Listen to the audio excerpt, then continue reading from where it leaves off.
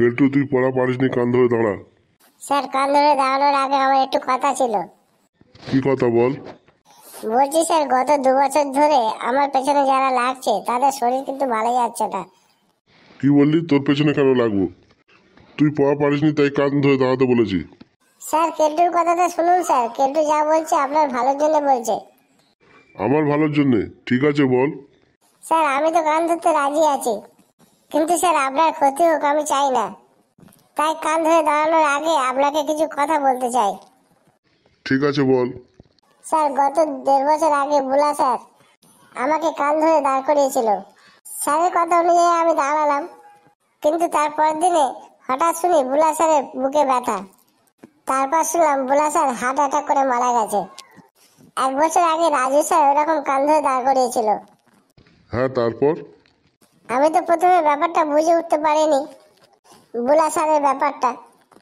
তারপর রাজু স্যার যেদিন কান ধরে দাঁড় করালো, তারপর দিন শুনি রাজু স্যারের বুকে ব্যথা। তারপর শুনলাম রাজু স্যারও হার্ট অ্যাটাক করে মারা গেছে। হ্যাঁ স্যার, কেলটু যেগুলো বলছে একদম সত্যি স্যার। আমার কর্তব্য, তাই আমি আপনাকে জানাচ্ছি। গত 6 মাস আগে লালটু স্যার যখন কান ধরে দাঁড় করালো, আমি লালটু স্যারকে বারণ করেছিলাম। লালটু স্যারকে পুরো ঘটনাটা বলেছিলাম, কিন্তু লালটু স্যার আমার কথা শোনেনি, কান ধরে দাঁড় করিয়েছিল। তারপরে আর কি, লালটু স্যারের ওই একই অবস্থা। আপনি আবার স্যার, আপনি আমাকে কান ধরে দাঁড়াতে বলেছেন।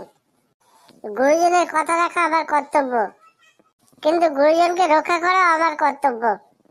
তাই আপনাকে আমি কথাটা জানিয়ে দিলাম। আপনি যখন বলেছেন তখন আমি কান ধরে দাঁড়াচ্ছি স্যার। যা যা কেলটু, কান ধরে দাঁড়া, তাহলে স্যারও বুঝতে পারবেন ঘটনাটা সত্যি কিনা।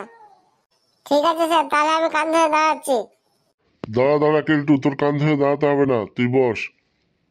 ঠিক আছে, আমি এখন যাই, এরপরে অন্য স্যার আসবে।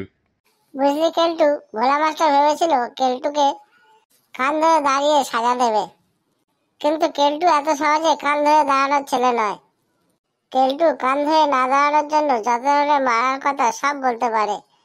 আর দেখ ভোলা মাস্টার কিরম বোকার মতো সব কথাগুলো বিশ্বাস করে নিল।